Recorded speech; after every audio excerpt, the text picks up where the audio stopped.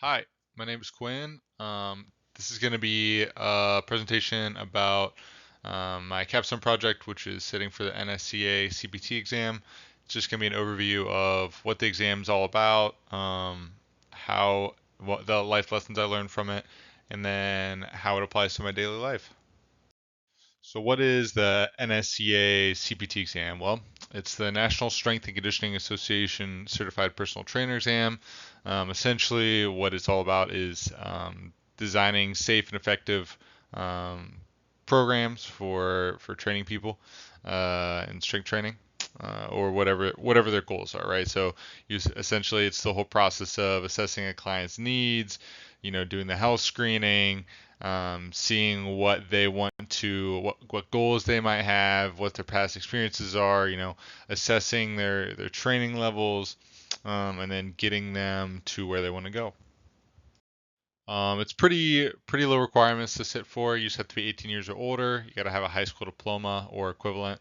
You need to be CPR and AD certified, which I already was. And then when you do sit, you got to get 70% to pass. So pretty chill. The actual content for the exam is broken up in 4 different main sections. Client consultational assessment. So this is your bringing them in. Hey, we're looking for risk factors. We're looking for, tell me about your goals. Maybe you aren't convinced that you want to do this, but maybe I convince you, kind of deal. Program planning is the biggest of the group because it's your actual like strength training program, right? And varies from someone who's never done strength training before all the way to someone who's an elite athlete and we want to get them powerful, right? Ready for sport. Program execution is more the like actual execution of exercises. So like, are they doing the exercise correct? Do we need to do some corrective exercises? So maybe they're having knee valgus and we need to fix that, stuff like that.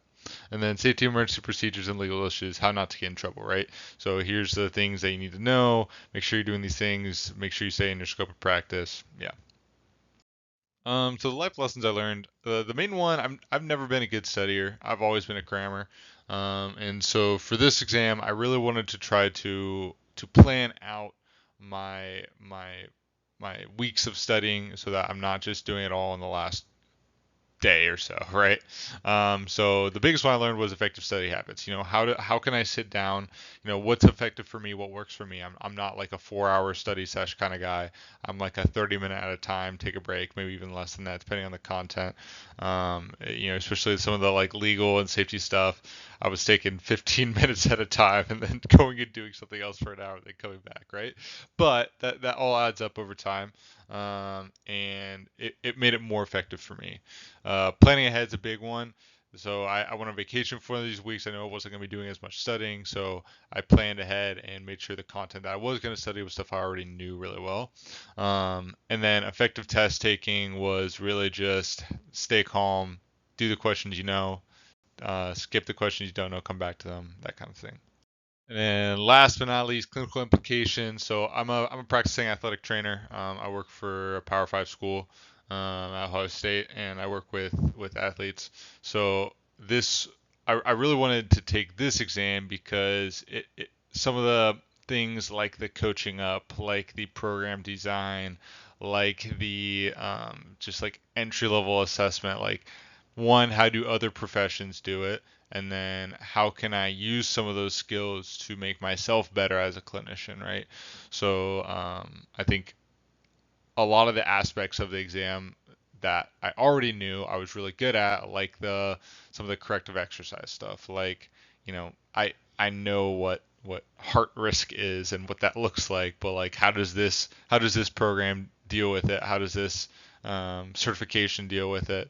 What are the limitations of this? Like what are the do's and don'ts? What are the gray areas where you can kind of work through some? And it just gives me more knowledge so that when I am working with athletes who do have background experience in coming from a personal trainer, coming from a different sports team where they had someone like this, it lets me kind of know where they're coming from a little bit more. And gives me some of the specific skills. So I hope this gave you guys some information. Try to keep it semi short. I like to talk a lot, so I'm excited to see what all you guys presented.